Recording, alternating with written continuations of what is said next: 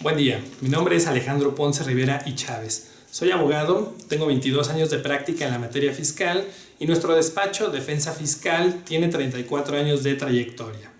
En esta ocasión me gustaría compartir con ustedes algunos comentarios relacionados con la propuesta de reforma que pretende incluir a los delitos de defraudación fiscal y defraudación fiscal equiparada como delitos de delincuencia organizada.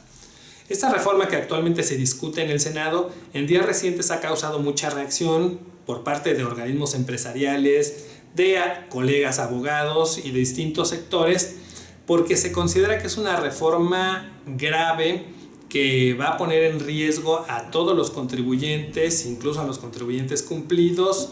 Y bueno, se han hecho comentarios muy negativos de esta propuesta de reforma. Me gustaría compartir con ustedes alguna información para hacer un contrapeso y para que te puedas formar una opinión teniendo mayores datos, y ya con toda esa información tú mismo puedas considerar si esta reforma es positiva o si es tan dañina como lo parece o como lo han hecho creer. Bien, en primer lugar, los artículos que se pretenden modificar son algunos de la Ley Federal contra la Delincuencia Organizada, de la Ley de Seguridad Nacional, del Código Nacional de Procedimientos Penales y del Código Fiscal de la Federación. Vamos a explicarlos en orden temático porque consideramos que es la mejor forma de entender en qué consiste esta propuesta de reforma. En primer lugar, se pretende reformar el artículo 113 y el 113 bis del Código Fiscal de la Federación. El 113 fracción tercera actualmente dice que se sanciona con prisión de 3 meses a 6 años a quienes adquieren comprobantes fiscales que amparan operaciones inexistentes. Esa fracción la quieren quitar y la quieren pasar al 113 bis. El 113 bis actualmente sanciona con prisión de 3 años a 6 años a quien expide comprobantes que amparan operaciones inexistentes. Quieren que ese artículo 113 bis quede, incluyendo tanto a los que expiden como a los que compran o adquieren o hacen uso de comprobantes fiscales que amparan operaciones inexistentes, y elevarían la penalidad de 5 a 8 años de prisión. Ese es el único cambio que habría en el Código Fiscal de la Federación. Luego pretenden modificar el artículo 2 de la Ley Federal contra la Delincuencia Organizada para adicionar 2 fracciones, adicionar 2 delitos que se considerarían como delitos de delincuencia organizada. En una fracción se adicionaría la defraudación fiscal y la defraudación fiscal equiparada, prevista en el artículo 109, fracción primera y fracción cuarta del Código Fiscal, cuando el monto de lo defraudado sea superior a aproximadamente 8 millones de pesos. Otra fracción que se adicionaría como delito de delincuencia organizada serían las conductas del artículo 113 bis del Código Fiscal, el que acabamos de mencionar. Bien, esta sería la adición. Estos delitos se incorporarían como delitos de delincuencia organizada. Luego, en el Código Nacional de Procedimientos Penales se modificarían los artículos 167 para decir que estos delitos que hemos mencionado ameritan prisión preventiva oficiosa. Actualmente los delitos fiscales no ameritan prisión preventiva de oficio. También se modificaría el 187 del Código Nacional de Procedimientos Penales para decir que no proceden los acuerdos reparatorios en estos delitos que hemos mencionado. Y en el 192 se diría que la suspensión condicional no sería procedente en estos delitos que hemos mencionado. Y finalmente el 256 del Código Nacional de Procedimientos Penales dirá que el criterio de oportunidad en delitos fiscales procederá cuando se aporte información fidedigna que coadyuve para la investigación y persecución del beneficiario final. Y el artículo 5 de la Ley de Seguridad Nacional diría que son amenazas a la seguridad nacional los actos ilícitos en contra del fisco federal, a los que hace referencia el 167 del Código Nacional de Procedimientos Penales. Bien, esta reforma no va en contra de todos los contribuyentes, no pone en riesgo a cualquier contribuyente, mucho menos al contribuyente cumplido. Esta reforma va muy dirigida, va en contra de los que venden y compran comprobantes que amparan operaciones inexistentes. Va dirigido a ellos, es muy puntual la reforma y vamos a explicar por qué. En primer lugar, no pone en riesgo a cualquier contribuyente. ¿Por qué? ¿Qué nos dicen los artículos 108 y 109 del Código Fiscal de la Federación? El 108 nos dice que quien con uso de engaños o aprovechamiento de errores omita total o parcialmente el pago de alguna contribución estará incurriendo en defraudación fiscal. Entonces, el simple no pago de impuestos no es defraudación fiscal, solamente cuando yo en mi declaración hago uso de engaños. Sí, y obviamente para obtener el resultado de pagar menos impuestos. Eso es defraudación fiscal. Luego el 109, fracción 1 y fracción cuarta, nos dice que son delitos equiparables a defraudación fiscal, por ejemplo, cuando se consignan en las declaraciones deducciones falsas o ingresos menores a los realmente obtenidos, obviamente para pagar menos impuestos. Entonces, si yo al llenar mi declaración, al estar haciendo mi declaración de impuestos, consigno deducciones falsas, es decir, tuve deducciones de cierta cantidad, pero para pagar menos impuestos consigno una cantidad mayor. Eso es consignar deducciones falsas, una cantidad que no es la verdadera. O si en la declaración yo tuve ciertos ingresos, pero para pagar menos impuestos consigno ingresos menores a los realmente obtenidos. En esos dos casos yo estaría incurriendo en defraudación fiscal equiparada. Y la fracción cuarta nos dice cuando se simulen uno o más actos para obtener un beneficio indebido en perjuicio del fisco federal. Y eso es el uso de comprobantes fiscales que amparan operaciones inexistentes, porque el 69 del Código Fiscal nos dice que el uso de comprobantes fiscales que amparan operaciones inexistentes son actos jurídicos simulados. Y entonces cuando yo hago uso de este tipo de comprobantes, estoy simulando actos o contratos con el fin de obtener un beneficio indebido en perjuicio del fisco federal, pagar menos impuestos. Entonces, esos son los delitos que cuando el monto de lo defraudado exceda de 8 millones de pesos, serían considerados como delitos de delincuencia organizada. Pero hay que hacer una aclaración más. La simple defraudación fiscal no va a ser considerada como delito de delincuencia organizada. ¿Por qué? Porque la Ley Federal contra la Delincuencia Organizada es muy clara al decir que se necesitan 3 o más personas que, organizados de hecho, de manera permanente o reiterada, realicen las conductas. Entonces, si yo presento una declaración en la que manifesté ingresos menores a los realmente obtenidos y la presento, no es delincuencia organizada, porque no hay 3 o más personas participando y además no lo hacemos de manera organizada, reiterada o permanente, ¿no? Pero cuando hago uso de comprobantes que amparan operaciones inexistentes y esta conducta es reiterada, ahí sí puede haber delincuencia organizada, porque cada mes estoy haciendo uso de comprobantes que amparan operaciones inexistentes, y no cada mes, porque ya llevo 5 años haciéndolo. Entonces cada mes y cada año estoy haciendo uso de comprobantes que amparan operaciones inexistentes. Esos comprobantes o esas deducciones las manifiesto en mi declaración, logro el resultado de pagar menos impuestos. Entonces y además están participando los que me están vendiendo los comprobantes y los que me los están expidiendo, porque recordemos que los dueños de ese tipo de negocios que emiten comprobantes que amparan operaciones inexistentes no son los contribuyentes que emiten los comprobantes, personas físicas, y tampoco son socios de las personas morales que emiten este tipo de comprobantes. Son personas distintas, usan a prestanombres.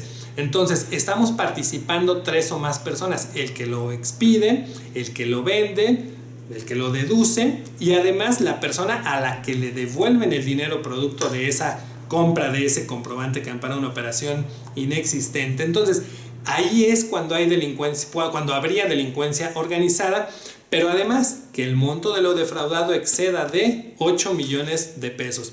Si yo tengo un comprobante que ampara una operación inexistente de 15,000 pesos, de 200,000 pesos, de 1 millón de pesos, bueno, no necesariamente voy a ser considerado como miembro de la delincuencia organizada. Es posible que sí, porque el 113 bis ahí no habla de un monto. Entonces ahí sí corro el riesgo de que si tengo un comprobante que ampara una operación inexistente, bueno, sí me puedan considerar como miembro de la delincuencia organizada, pero cuando lo hago de manera permanente o reiterada. Y esto es importante aclararlo, porque se ha manejado la información como de que si por error tengo un comprobante que emitió una persona que salió en la lista de los contribuyentes que emiten comprobantes que amparan operaciones inexistentes, ya corro el riesgo de ser miembro de la delincuencia organizada. No. Solamente que lo haga de manera permanente o reiterada. Creo que el SAT es el que ha ayudado un poco a que caigamos en ese error con la campaña que lanzó hace algunas semanas, en donde ha dicho que si por error tienes un comprobante que ampara una operación inexistente, acércate a la autoridad, corrígete y aclara tu situación. Un comprobante que ampara una operación inexistente no se adquiere por error, se adquiere con conocimiento, con la voluntad. Es como el agua fría o el agua caliente. Un comprobante o ampara una operación real o ampara una operación inexistente. No puede ser que por error se confundan. No. Entonces, no va dirigido a cualquier contribuyente, solamente a los que hacen uso y a los que emiten este tipo de comprobantes, y además cuando el monto de lo defraudado sea superior a 8 millones de pesos. No todos están en riesgo, no todos estamos en riesgo, mucho menos el contribuyente cumplido, que no se tenga ese temor o ese terror, porque eso no va a suceder. Además, porque el artículo 108 y el 109 no se modifican, esos siguen tal como están. El día de hoy, si un contribuyente omite, con el uso de engaños, omite total o parcialmente el pago de alguna contribución, si un contribuyente presenta una declaración en la que manifestó deducciones falsas, si un contribuyente presenta una declaración en la que manifestó ingresos menores a los realmente obtenidos, eso ya es defraudación fiscal, y es defraudación fiscal equiparada actualmente y desde hace muchos años. No en todos los casos el SAT o Hacienda procede penalmente en contra de esos contribuyentes. No, porque a la autoridad no le interesa estar llevando procesos penales en contra de todos los contribuyentes que incurren en estas conductas. No, lo que le interesa es el dinero. Esa es la función de la autoridad hacendaria, recaudar y cobrarle a los que no han pagado sus impuestos, y además cobrarle a los que han incurrido en conductas de defraudación y de defraudación fiscal equiparada. Y hay todo un procedimiento para realizarlo antes de llegar a la vía penal. Eso lo ha hecho la autoridad y lo va a seguir haciendo. No es que cuando entre en vigor esta reforma, ahora todos los contribuyentes se van a ir a la cárcel y todos como miembros de la delincuencia organizada. No, la autoridad va a seguir actuando con esa misma forma, solo en casos excepcionales, en casos ejemplificativos. Por ejemplo, han dicho las autoridades que sí se van a ir duro en contra de los cárteles de los factureros. Bueno, lo están diciendo, y además lo van a poder hacer con esa reforma, que ya lo podrían hacer el día de hoy, pero bueno, quieren reforzar las herramientas que la ley les da para poder hacerlo con mayor contundencia. Entonces la reforma va muy dirigida, no nos espantemos todos los demás contribuyentes. Ahora, entiendo también un poco el temor de estas reformas, porque desafortunadamente hay muchos contribuyentes que han hecho uso de comprobantes que amparan operaciones inexistentes por cualquier motivo, por desconocimiento, porque el contribuyente no es experto en cuestiones fiscales, y el que le vende este tipo de comprobantes se ostenta como fiscalista, como conocedor de la materia, conocedor del tema, pero lo único que está haciendo es vendiendo un engaño, una estafa. Entonces, pero bueno, el contribuyente cae en ese engaño, hace uso de estos comprobantes y bueno, está colocado en esa situación. Pero el contribuyente que cumple, que no ha incurrido en este tipo de conductas de manera reiterada, de manera permanente, bueno, no corre riesgo. Sí tiene que corregir su situación fiscal, porque ya lo dije, esos artículos no se reforman. El día de hoy la autoridad puede ir en contra de quienes defraudan al fisco, pero así como el día de hoy no lo hace, lo hace en una medida menor, porque ya dijimos, no le interesa estar metiendo a la cárcel a todo mundo, sino que le paguen. Eso lo va a seguir haciendo, pero cuando detecte que hay quienes realizan estas conductas de manera reiterada, de manera permanente y en montos elevados, bueno, ahí sí va a utilizar estas herramientas legales que tendrá cuando se apruebe la reforma. Y sin duda se va a aprobar esta reforma porque las autoridades han dicho que no se van a aumentar impuestos, pero sí se va a eficientar la recaudación y sí se va a elevar el combate a la evasión fiscal. ¿Y dónde está la evasión fiscal? En el uso de comprobantes que amparan operaciones inexistentes. Entonces, sí se van a aprobar, porque eso ya lo ha estado anunciando el gobierno, las autoridades, desde el año pasado. ¿Cómo lograr que no nos afecten esas reformas? Porque si veo que todos los contribuyentes o muchos tienen ese temor, bueno, ¿cómo lograr que no nos afecte esa reforma? Poniendo orden en nuestra situación fiscal. Un contribuyente cumplido jamás va a correr el riesgo de ser considerado como miembro de la delincuencia organizada. Un contribuyente que tiene sus pecadillos por ahí, sus irregularidades, bueno, si las corrige antes de que entre en vigor esta reforma, ¿qué podrá temer? No tendrá tener ningún riesgo de ser afectado por estas reformas. El contribuyente, que aun cuando sepa que estas reformas van a entrar en vigor y aun cuando sepa, con lo que hemos comentado el día de hoy, que ya están vigentes medidas para que las autoridades combatan estas conductas ilícitas y continúe realizándolas, no las corrija, bueno, ese contribuyente sí correrá riesgo de ser considerado miembro de la delincuencia organizada, de que no se le dé permiso de utilizar acuerdos reparatorios. El criterio de oportunidad, ¿qué significa el criterio de oportunidad? Y aquí algo bien interesante, fíjense cómo eso es bueno, el que se adicione el criterio de oportunidad para delitos fiscales. Actualmente hay un acuerdo de la PGR, de la Fiscalía, bueno, actualmente la Fiscalía General de la República, en donde dice que los criterios de oportunidad no proceden tratándose de delitos fiscales. Con la reforma sí van a proceder los criterios de oportunidad en tratándose de delitos fiscales, porque el objetivo será llegar al beneficiario final. Una prueba más de que esta reforma va dirigida a los que hacen uso de comprobantes fiscales que amparan operaciones inexistentes y sobre todo de quienes los emiten y de quienes los venden. Porque quienes los venden hacen uso de prestanombres que son quienes los emiten para que su nombre no aparezca, pensando que con eso no van a tener problemas. Entonces lo que dice la reforma es, cuando tengamos a una persona que ha expedido, que ha emitido comprobantes fiscales que amparan operaciones inexistentes, como sabemos que esa persona es un prestanombres, vamos a aplicar un criterio de oportunidad, de decirle, no vamos a proceder penalmente contra ti si nos dices quién es el verdadero dueño del negocio, quién es el beneficiario final. Y entonces ese prestanombres que se encuentra en 50 razones sociales o que le dieron 10,000 pesos a cambio de su identificación y con eso lo dieron de alta y están emitiendo los comprobantes fiscales, bueno, decirle quién es el que te utilizó para realizar esas conductas de emitir comprobantes que amparan operaciones inexistentes, y así van a llegar al beneficiario final y a esa persona le van a decir, a ti no te vamos a hacer nada. Entonces, una prueba más, una muestra más de que esta reforma va dirigida en contra de los que venden y emiten comprobantes que amparan operaciones inexistentes. Esto lo ha dicho abiertamente la autoridad, y si hacemos este análisis nos vamos a dar cuenta que así es. No va en contra de cualquier contribuyente, no va en contra de cualquier defraudador fiscal en cantidades menores, sino va muy, muy dirigido. Algo que también me gustaría aclarar ya como parte final es que si alguien por error ha dado efectos fiscales a un comprobante que ampara una operación inexistente, que eso no puede suceder de que sea por error, pero bueno, o si por error ha consignado deducciones mayores a las realmente efectuadas, ingresos menores a los realmente obtenidos, o por error ha manifestado algún engaño en la declaración fiscal, eso se puede corregir. No es una conducta que se tenga que quedar ya así y que, bueno, pues nada más esperar a ver qué día vienen por nosotros y dicen que somos miembros de la delincuencia organizada. No, es posible corregir esas conductas de defraudación fiscal, y entonces, bueno, vemos que no hay por qué tener temor si somos contribuyentes cumplidos. Si eres un contribuyente que tiene algunos pecadillos por ahí, hay forma de corregirlos antes de que entren en vigor estas reformas, y entonces así no hay por qué tener temor o terror de estas propuestas de reforma.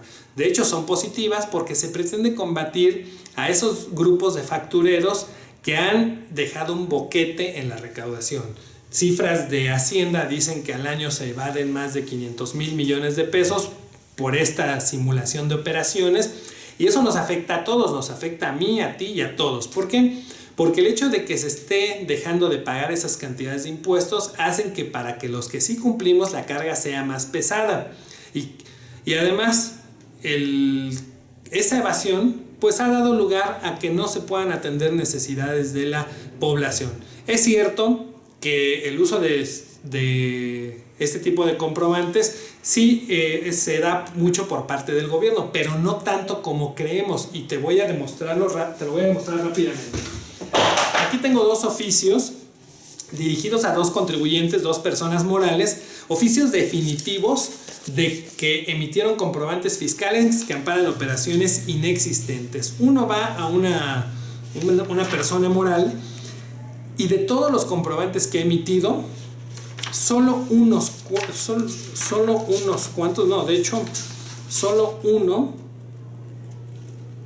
va dirigido a una dependencia pública y es por una cantidad insignificante. Todos los demás los emitió a personas físicas, personas morales que no tienen nada que ver con el gobierno. Bien, aquí tenemos otro en donde sí hay algunos comprobantes a una comisión de fomento al turismo de un estado, a un instituto de la mujer de un estado de la república, al propio gobierno del estado, a servicios de salud de ese estado, a la universidad pública de ese estado, pero son 5 de los 92 clientes de esta facturera.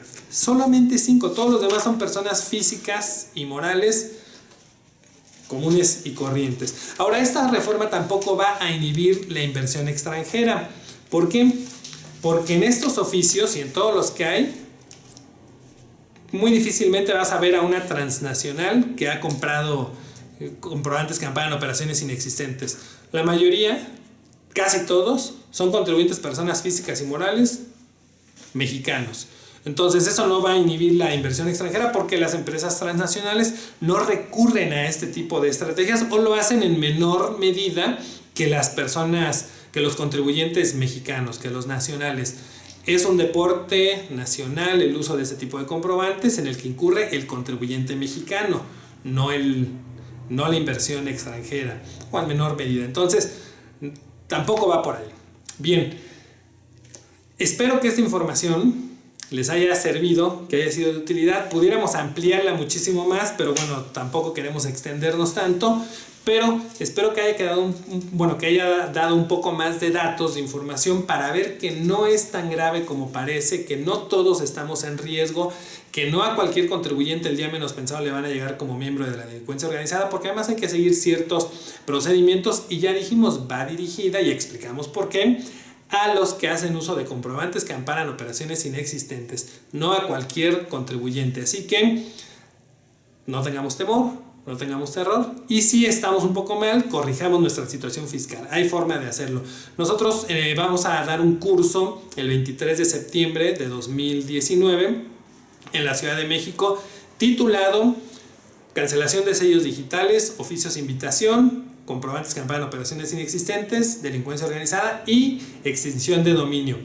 Todo el tema, o los 5 temas que acabo de mencionar, los vamos a analizar en relación con los comprobantes que amparan operaciones inexistentes. Ese va a ser el tema central de nuestro curso, de nuestra plática, y vamos a tocar todos los temas que hemos mencionado, relacionando con ellos, dando información, no diciendo que la reforma es inconstitucional y que va a violar derechos, no. Vamos a decir cómo poner a salvo tu situación, tu dinero, tu negocio, tu patrimonio y tu libertad si tienes por ahí algunas irregularidades en materia fiscal, porque hay forma de hacerlo, es posible hacerlo y además es lo que se debe de hacer para no tener problemas de carácter fiscal, penal o patrimonial. Te invitamos, visita nuestra página www.defensa-mediofiscal.com.mx, ahí está la información del evento, o comunícate a los teléfonos 22 22 43 22 11 o 55 55 43 53 78. Te invitamos a que nos acompañes y a que anulemos los efectos de este proyecto de reforma y que podamos conservar nuestro dinero, nuestro patrimonio y sobre todo nuestra libertad. Gracias.